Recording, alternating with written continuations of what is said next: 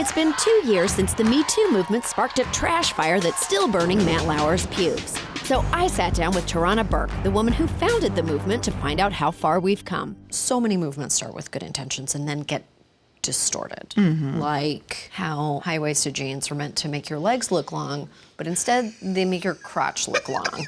How has the Me Too movement been distorted? What most people think Me Too is so far from what we actually are, which is a movement to support survivors and to end sexual violence. The way we define it is as a public health crisis. There were 12 million people who responded to the hashtag in 24 hours. Imagine if we woke up tomorrow and 12 million people came forward and said they had some rare disease. Our whole world would stop. The 2-year anniversary of the Me Too hashtag was just a couple of weeks ago. Have you gotten a lot of media requests? Tons of media requests, lots of them that I turned down because so many of them wanted me to talk about what the road back was for the men who had been accused in the last 2 years. Is there a pathway back for the journalists who keep asking you those questions? Right, how about you talk to some of the women who came forward? The Me Too movement has been built on the backs of survivors. And we're like, thanks, and then we throw them away. We should be thanking survivors and the people who support this movement. Oh my God, you're so right.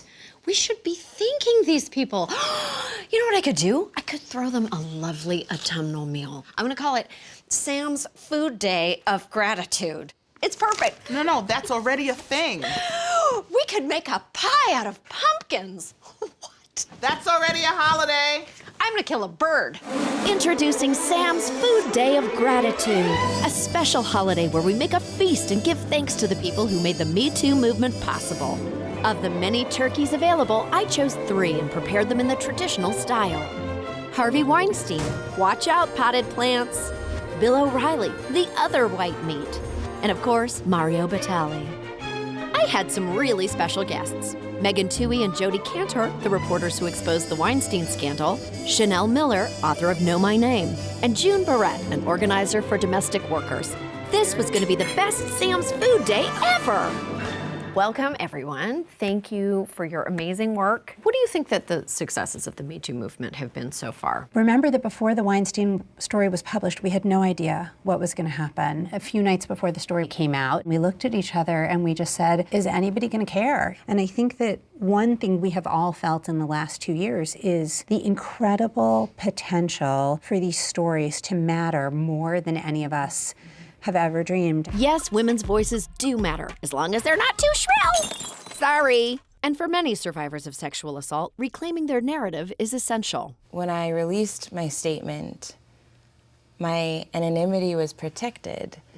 And I felt like that was really good for self-protection in the beginning, but over time it was really suffocating. I want the end goal not to be that I stayed hidden, but that I was finally able to live fully and let go of my story and be able to transcend it. And each person who speaks out inspires the next. For me, I'm a rape survivor. After telling my story, a burden lifted, and for the first time, healing for me began. And I made the decision then that I was going to empower other women to come forward. So right now we are going after a national domestic worker bill of rights and doing some aggressive organizing. Aggressive organizing is like apple picking for my family. I make them do it as often as they possibly can.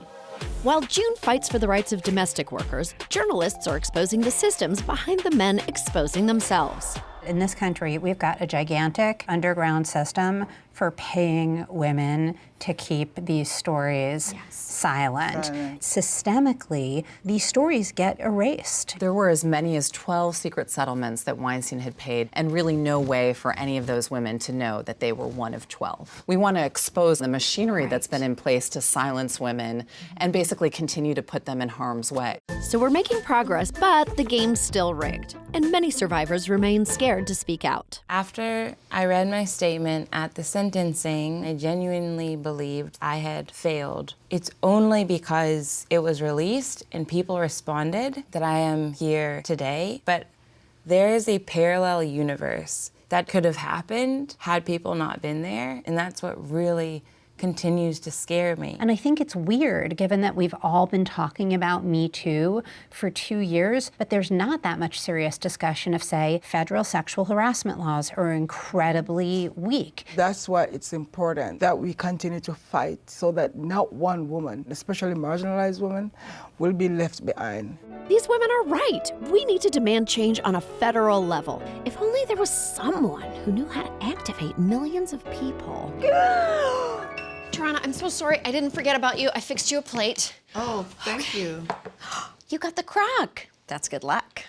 How do we keep this movement going forward in the right direction? Well, I've started a new hashtag called #MeTooVoter. We want a presidential candidate who will legislate to protect people from sexual violence and also provide resources for people who've experienced it. Nobody has spoken to that. Really? Because that seems like something that Joe Biden would really like to grab by the shoulders and discuss intensely. Don't get me started about Joe Biden, bless his heart. Wait, do you really mean bless his heart, or do you mean something else? While we're blessing their hearts, it'd be nice if they blessed us with some real leadership. Demand that candidates address sexual violence with the hashtag #MeTooVoter. Should we do it? Should we break the crack? Okay. Oh, you won. Make a wish. Are you making one? Mm-hmm. Is your wish that I was not making you do this? Mm-hmm.